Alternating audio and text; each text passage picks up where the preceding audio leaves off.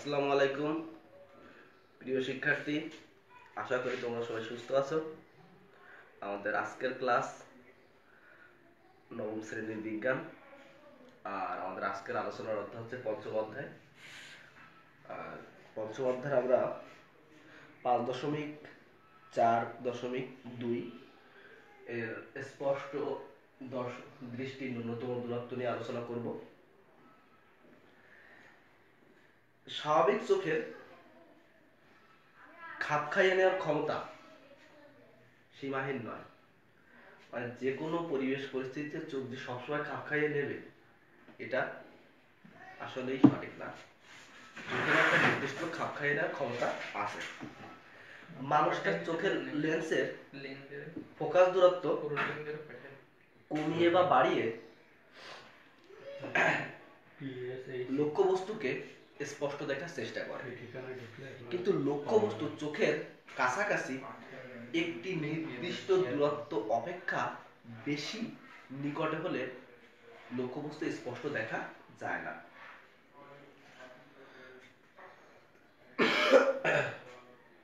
চোখের সবচেয়ে কাছে যে বিন্দু পর্যন্ত লক্ষ্যবস্তু খালি চোখে স্পষ্ট দেখা যায় তাকে স্পষ্ট দৃষ্টির নিকট বিন্দু বলে, এবং চোখ থেকে ওই বিন্দুর দূরত্বকে স্পষ্ট দৃষ্টির ন্যূনতম দূরত্ব বলে। মানে এটা যদি তোমার চোখ হয় আর একটা নির্দিষ্ট বিন্দু যদি এইটা হয়, এর এর এই সাইড থেকে তুমি যে বস্তুগুলো আছে সেগুলোকে স্পষ্ট দেখতে পাবে, আর এই বিন্দু এই সাইডে যত বস্তু কাছে আসবে তুমি স্পষ্ট দেখতে পাবে না। তাহলে তোমার চোখ থেকে এই বিন্দুর দূরত্বকে বলা হয় স্পষ্ট দৃষ্টির ন্যূনতম দূরত্ব।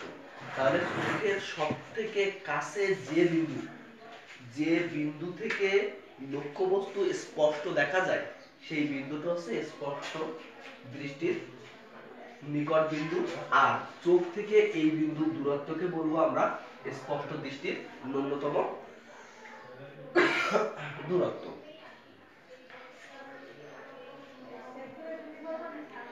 এই দূরত্ব মানুষের বয়সের সঙ্গে সঙ্গে পরিবর্তিত হয়। যেমন একটা শিশুর স্পষ্ট দৃষ্টির ন্যূনতম দূরত্ব হচ্ছে 5 সেন্টিমিটার। শিশুর ক্ষেত্রে কত? 5 সেন্টিমিটার। আর একটি স্বাভাবিক বয়স্ক লোকের ক্ষেত্রে এই স্পষ্ট দৃষ্টির ন্যূনতম দূরত্ব হচ্ছে স্বাভাবিক বয়স্ক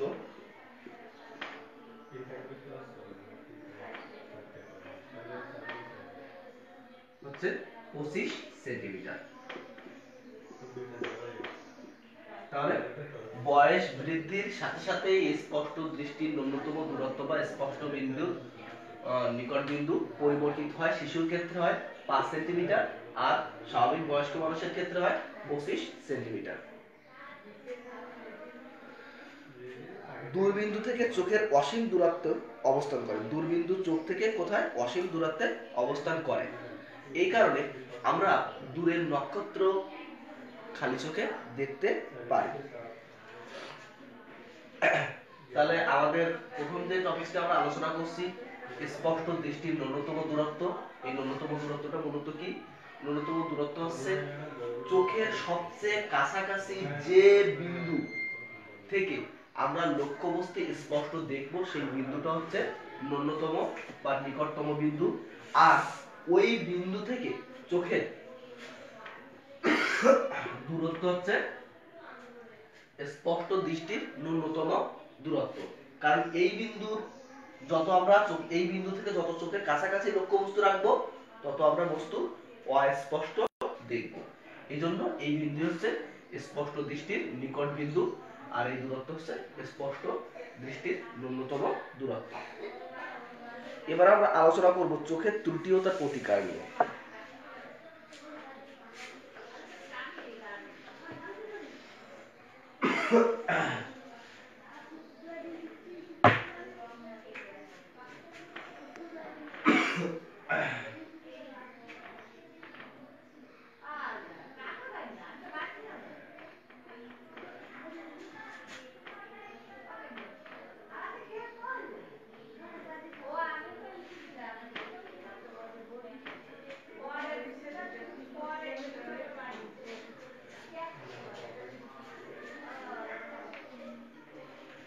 আমরা জানি সুস্থ স্বাভাবিক চোখ নিকট বিন্দু থেকে শুরু করে অসীম দূরত্বের দূরবিন্দুর মাঝখানে যদি কোনো বস্তু রাখে তাহলে সেই বস্তু স্পষ্ট দেখা সম্ভব। এটা আমি আবারও আগে, এটা যদি তোমার চোখ হয় আর এইটা যদি নিকট বিন্দু হয় আর তোমার চোখের সর্বোচ্চ দূরবিন্দু যদি এইটা হয় তাহলে এইটা হচ্ছে দূরবিন্দু আর এইটা হচ্ছে নিকট বিন্দু।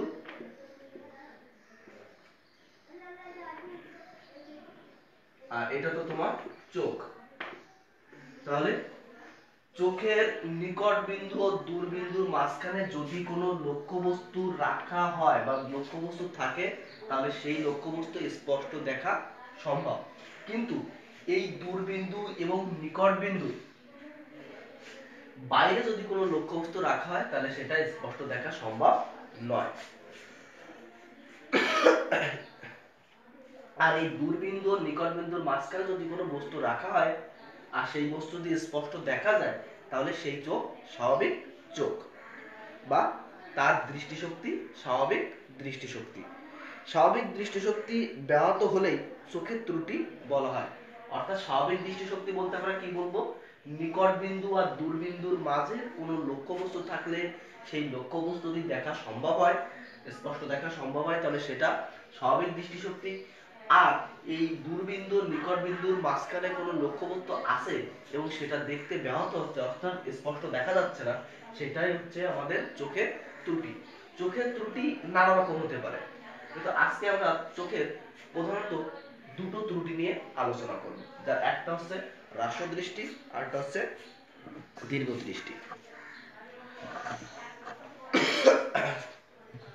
তাহলে চোখের প্রধান দুটি ত্রুটি হচ্ছে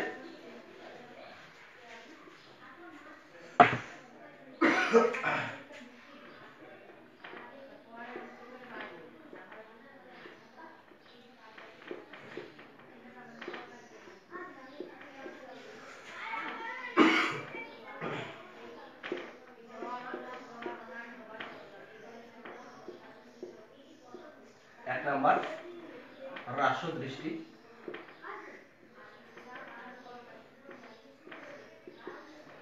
বা ক্ষীণ দৃষ্টি।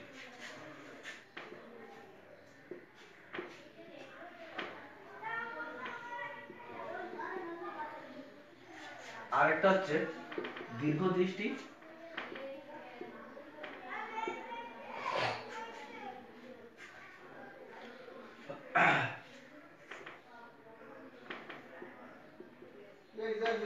বা দূরদৃষ্টি।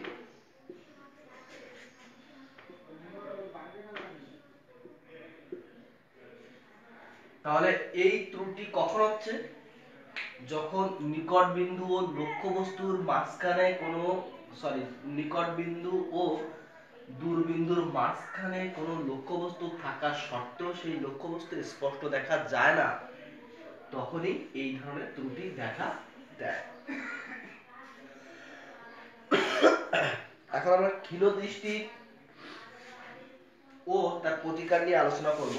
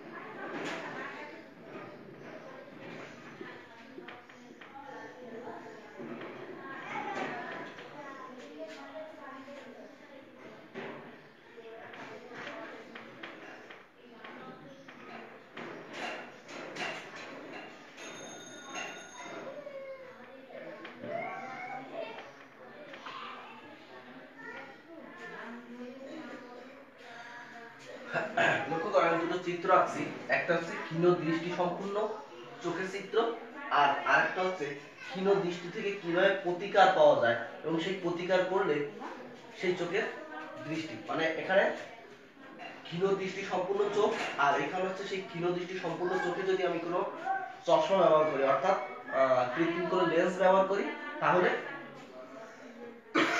যে প্রতিকারটা হয় সেটা চিত্র। এখন ক্ষীণ দৃষ্টিটা কি? যখন চোখ কাছের বস্তু দেখতে পায়, ক্ষীণ দৃষ্টি হচ্ছে যখন বস্তু কাছের জিনিস স্পষ্ট দেখতে পায় কিন্তু দূরের জিনিস দেখতে পায় না, তখন চোখের এই ত্রুটিকে আমরা বলবো ক্ষীণ দৃষ্টি বা হ্রাস্য দৃষ্টি।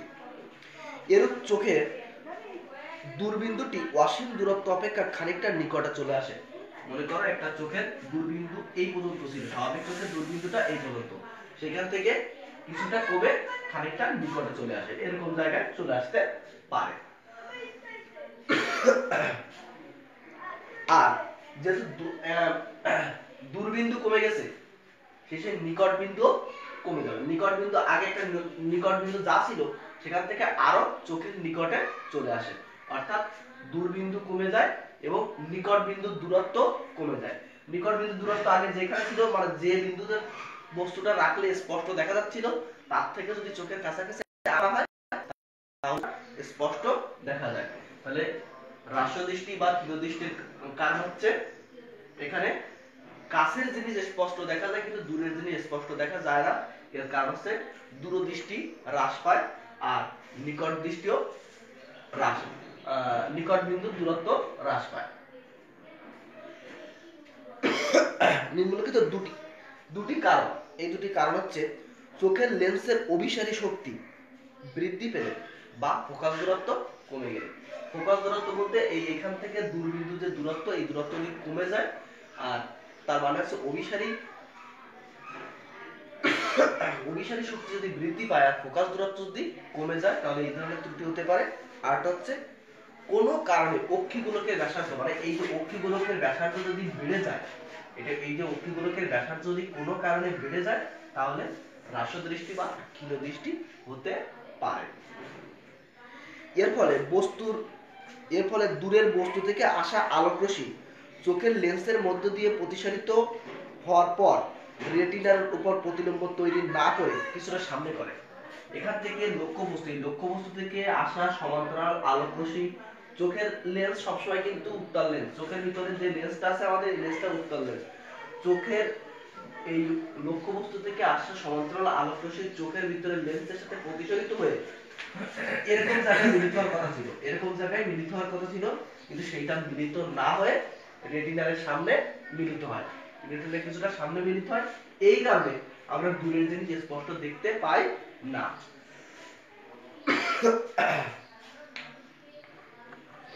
ফলে দূরের জিনিস আমরা স্পষ্ট দেখতে পাই না। এর প্রতিকারটা হচ্ছে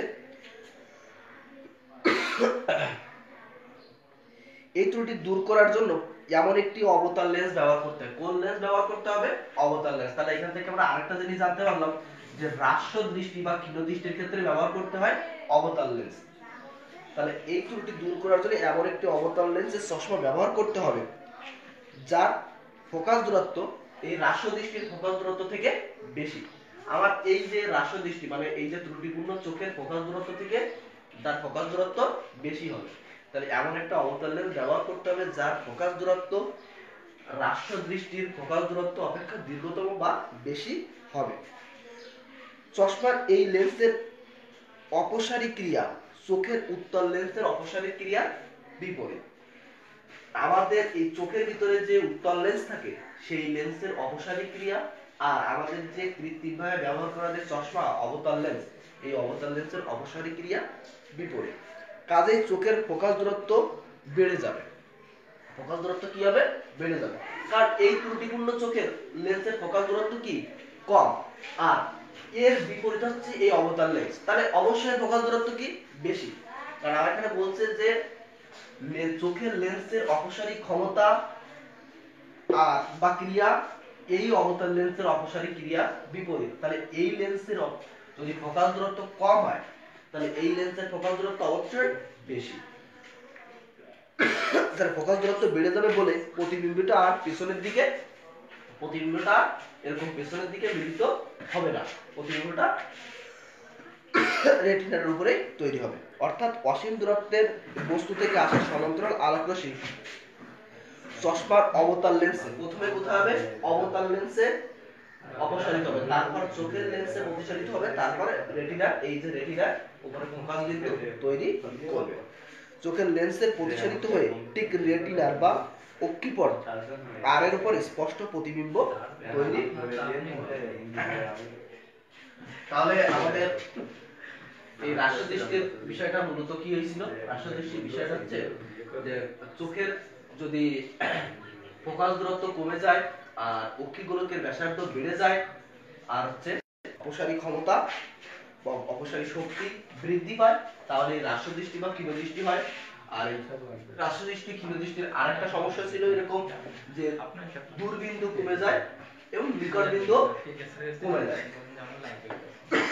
দূরবিন্দু কমে যাওয়ার কারণে দূরের বস্তু স্পষ্ট দেখা যায় না, নিকট বিন্দু কমে যাওয়ার কারণে বস্তুটা যে ন্যূনতম দূরত্বে দেখা যেত তার থেকেও কম দূরত্বে রাখলে দেখা যাবে। আর এই রাষ্ট্রদৃষ্টি দূর করতে গেলে এমন লেন্স ব্যবহার করতে হবে যে লেন্সটা হচ্ছে অবতল লেন্স। আর এই অবতল লেন্সের ফোকাস দূরত্ব অবশ্যই আমাদের চোখের যে লেন্স আছে উত্তল লেন্স তার থেকে বেশি। আর এই বেশি থাকার কারণে যে ক্ষীণদৃষ্টি যে প্রবলেম হচ্ছিল, রেটিনার সামনে মিলিত হচ্ছিল ফোকাস বিন্দু, সেটা পরবর্তীতে হয়ে রেটিনারের উপরেই প্রতিবিম্ব তৈরি করবে এবং আমরা দূরের বস্তু স্পষ্ট দেখতে পাবো। আমরা পরবর্তী ক্লাসে দীর্ঘদৃষ্টি ও তার প্রতিকার নিয়ে আলোচনা করব। আজকের ক্লাসে এতক্ষণ যারা আছো সবাইকে অনেক ধন্যবাদ। আল্লাহ হাফেজ।